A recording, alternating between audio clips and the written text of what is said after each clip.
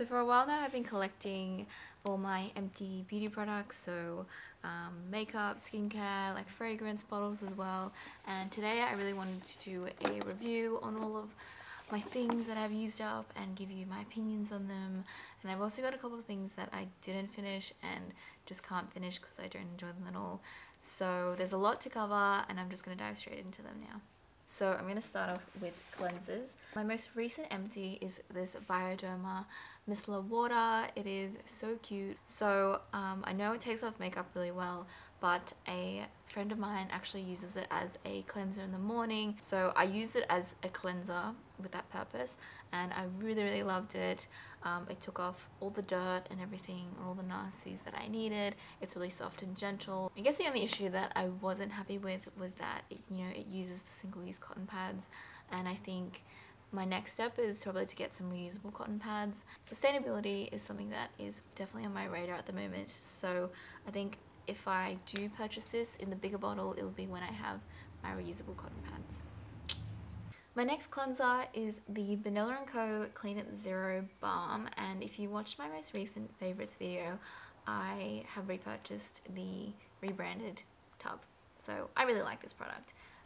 This is the old branding, so it's got like italics and a little Pink Panther collab for Christmas. And essentially what it is like this solid balm in this tub, and you get a spatula and you scoop it out, put a bit of it on your face, and then with your fingertips you massage it all in, and the warmth of your fingertips will start to melt into an oil, and the oil will start to disintegrate your makeup, your really stubborn liquid eyeliner, mascara, everything you name it. It'll take it off completely. And it also works really well with a second cleanser for double cleansing. So I think this is such a good nighttime cleanser. I cannot recommend it highly enough. Next I have the Avene Antirougeurs Redness Relief Dermo Cleansing Milk. This is a big bottle and you get a lot. You get 300 mils in comparison to a lot of other cleansers on the market. And I felt like this lasted me a very long time, and it was a really good all-rounder gentle cleanser for dry sensitive skin. So it's really beautiful blue creamy lotion, and you just use 1 or 2 pumps and you can just use it as a morning and night cleanser. It's just very dependable, I think, is the best way to describe it. It does claim that it is like redness relief, but I didn't really find that it affected the redness on my face that much, and I found that this paired really well as a double cleansing cleanser. My next empty is probably my most favorite of the year. I kid you not, this product is amazing. This is the Klairs freshly juiced vitamin E mask, and it is an awesome moisturizer for day and night. It's this beautiful little like putty jelly kind of texture, and you use a very little bit and it just hydrates your skin like no other. It is so good to wear underneath primer and makeup, and I just have been loving using this.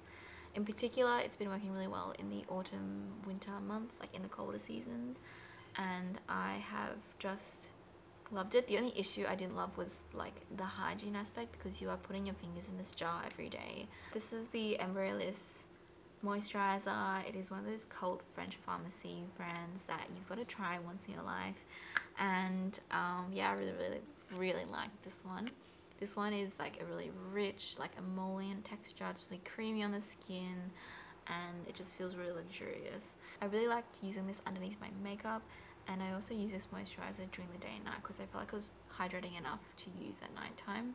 So last moisturizer in this box is the Glossier Priming Moisturizer, and I just didn't like this as much as I wanted to like it, because I don't think my skin type is suitable, for one, and two, it's just really didn't cut it for me. It's a very light moisturizer. I use it just for the daytime. It doesn't give me that glowy hydrated skin that I want before I put primer and makeup on top, and it just wasn't anything special.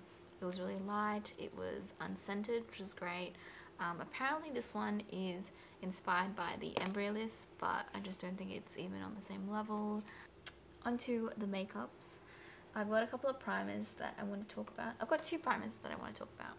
This one is the Too Faced Hangover Replenishing Face Primer. It's silicone free. I had an issue where I was buying the wrong primer for a very long time. I was buying silicone based primers that just doesn't work on my skin. It kind of gives you this like film layer on top, and then you feel your makeup just sitting on top, and it just doesn't feel right.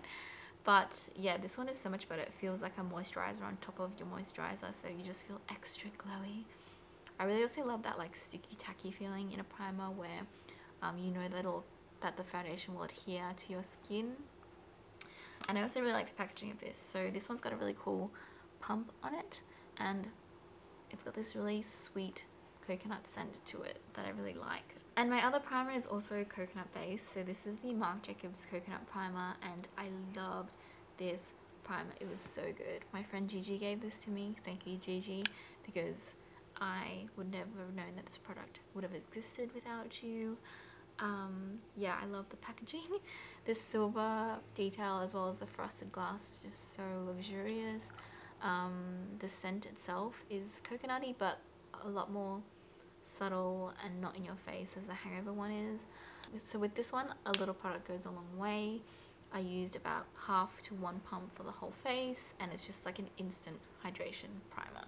So I would definitely recommend this one to dry skin people who are looking for a primer. It's really, really, really good. I've got 3 foundations to talk about. So the first one is the Josie Vibrancy Argan foundation, and I loved this foundation. It was just such a beautiful foundation. It's really silky smooth, it's really buildable coverage, and it just left your skin with such a nice glow. The shade that I've got is called Jubilant, and the packaging is just so beautiful as well, this beautiful rainbow color.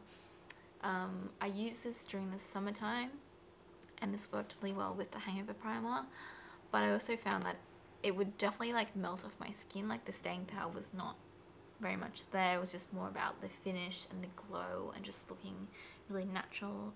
That's just something to keep in mind with this foundation. It is a very enjoyable foundation though. I really liked wearing this one. Next, I have the Elis Faas Skin Veil Foundation, and this is a very pricey foundation, but it's also got some rave reviews, so I was really curious to try this one out. I've got the shade S104L. This one was really, really, really great. It's really thick and really, really blendable into the skin. It's really buildable, which is what I love in a foundation. And it's just so soft and buttery. Like, I love the formula. I really, really enjoyed wearing this one. Last but not least, I have my IT Cosmetics CC Cream. This has been with me for a very long time. This one has like the longest life in terms of foundation, I would say. It's got this beautiful pump, so it's very hygienic, and it is awesome. It is medium to full coverage. You need probably like a quarter of a pump to cover your face, and you can definitely build it up for like a night out.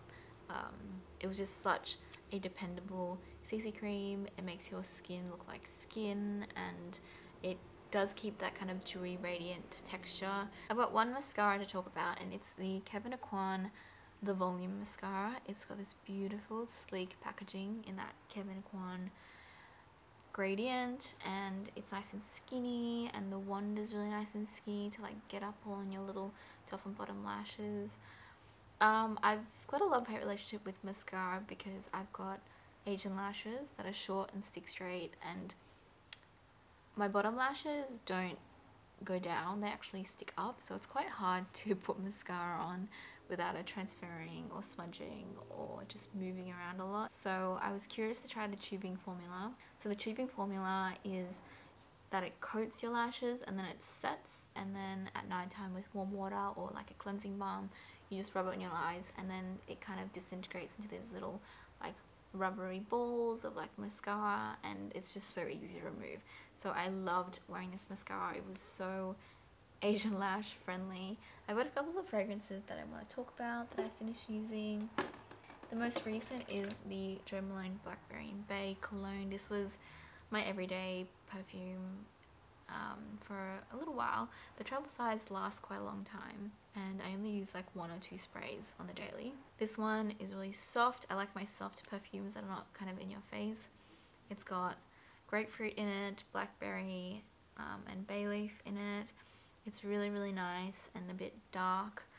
This one is such a beautiful perfume. This is the AERIN Amber Musk. and I was working at a beauty website at the time, so I got this one as a gift to try out, and I loved this scent so much. It's really musky, it's really vanilla-y, it's really soft and just like cozy and warm, and the beautiful packaging with all the different like stones for each of the fragrances, and the box packaging is just so well thought out and just so luxurious. This is the C by Giorgio Armani fragrance, and I never instantly loved a fragrance as much as I loved this one as soon as I smelled it. This one's like another really soft and cozy fragrance, very similar to the AERIN one. Very musky, very vanilla-y again, and I loved using this bottle so much. Last empty is the Normal Person's Daily Shampoo by Evo. I'm not gonna lie to you, this one I bought purely for packaging, and also I've heard good things about Evo in general.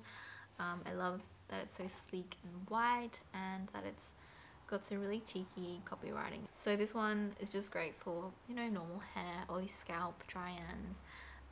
Works really well as an everyday shampoo, and I still am using the conditioner, which I tend to use the shampoo a lot quicker. It's got a nice bright citrusy scent to use in the shower. It kind of wakes you up in the morning, and the conditioner one has like this beautiful lemongrass scent that I love to use. So things I didn't finish, I've got 3 things to talk about. First up, I have the Ren Ready Steady Glow Daily AHA Tonic, and as you can see, I used the majority of this, so I loved it to a certain point. I loved the packaging. It's got this beautiful pump mechanism where you put your cotton pad on top and you pump out however much you want to use. One day, like about here, it just started to really irritate my skin. My skin just kind of reacted so adversely that it would just get so thin, red, stinging, dry, and I was like, I've got to cut it out. So I've stopped using it, and it's for the better, so I will not be finishing this. Next up, I want to talk about this Radical Skincare Express Delivery Enzyme Peel. I was looking for like an exfoliator, like a physical exfoliant to use once a week, and instead I came home with this chemical exfoliator that I just didn't love, mainly because of how long it takes to use. What you do is you rub it into your skin.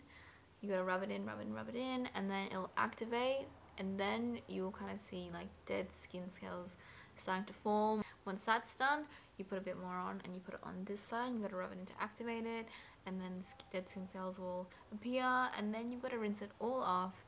And by then it's like half an hour is gone, because it takes that long to activate the product that it just takes up so much time during the week that I just don't want to do it out of sheer inconvenience. On another note, I used a skincare like essence sheet that came with like a cleanser, a toner and everything, with the sheet mask from a Korean brand called Pyongkangyo, I think that's how you say it. And they had a peeling gel, which was essentially this but in a gel form, and as soon as you put the gel on your skin, like the dead skin cells would just come off. So you just rub it in, and like by then it's all done.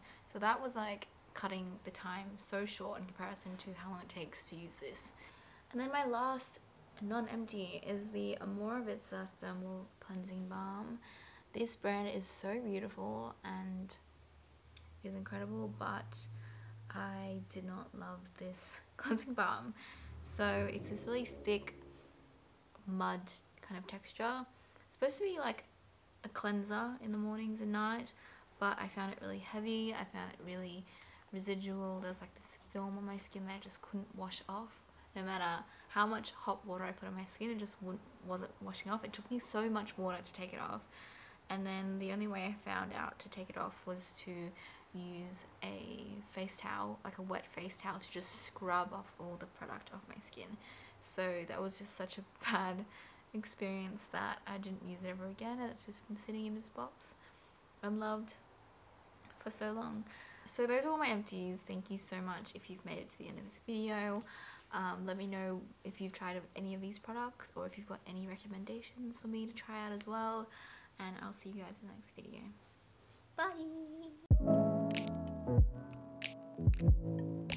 Bye!